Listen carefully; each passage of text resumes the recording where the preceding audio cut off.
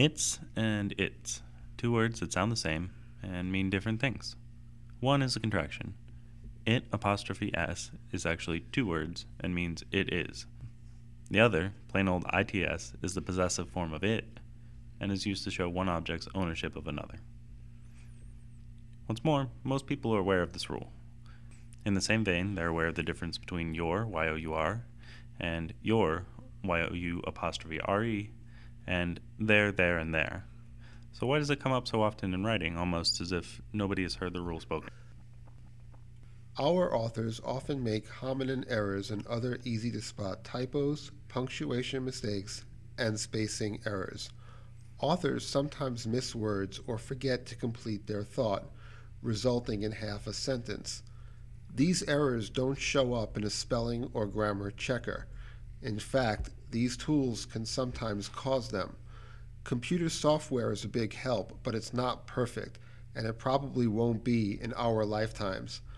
The key difference between authors who have these easily fixed errors in their final copy and authors who don't is proofreading. Proofreading needs to be time effective and it needs to be diligent.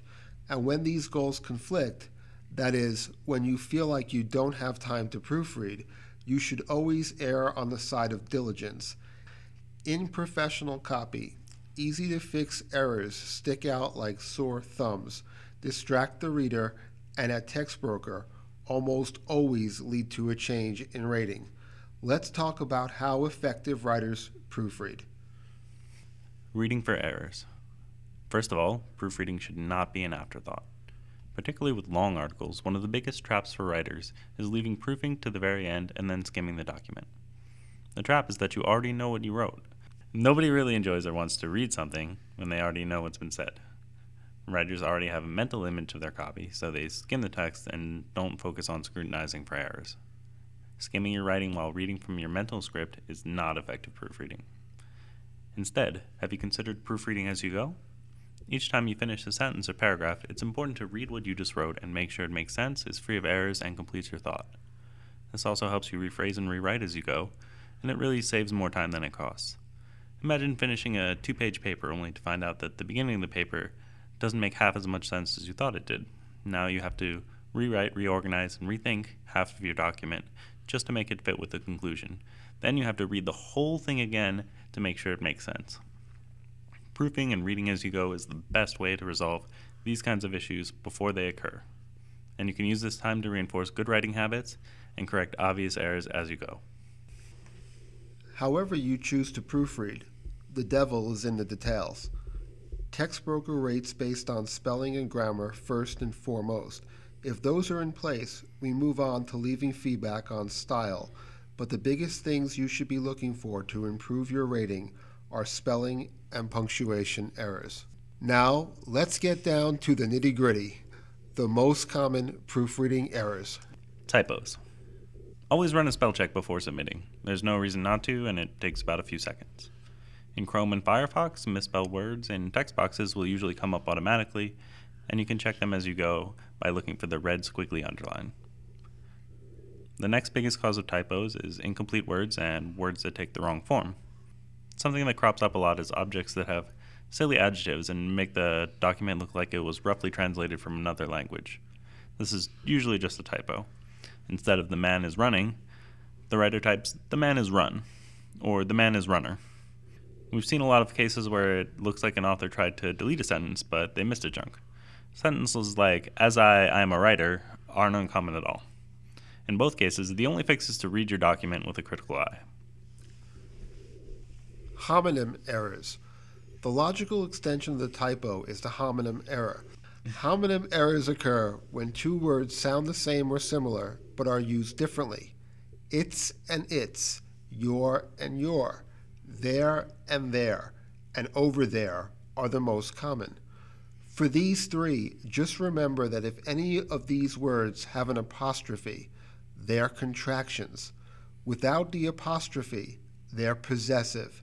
In the case of the third there, just remember that THERE is for over there. You can also make a combination of a typo and a homonym error that won't show up in a spell checker. For instance, a B-E-E-B is an insect, not a verb, but it's an easy typo to make. Most grammar checkers will catch this more than half the time, but not all the time. Autocomplete and Autocorrect. Have you ever tried to use the predictive text feature on your phone? The first time you switch to it, you end up sending the wildest text messages. Your best friend for life, aka BFFL, is all of a sudden offended that you called her buffalo. Long words like disillusioned seem to change randomly to disingenuous or maybe even dysentery. This is an example of what happens when technology tries to guess words without a clue as to what you're really trying to say. Just make sure that when you're using autocomplete or spell check, both common and useful features in word processors, that they don't let you down and cause a bigger error than they were trying to fix.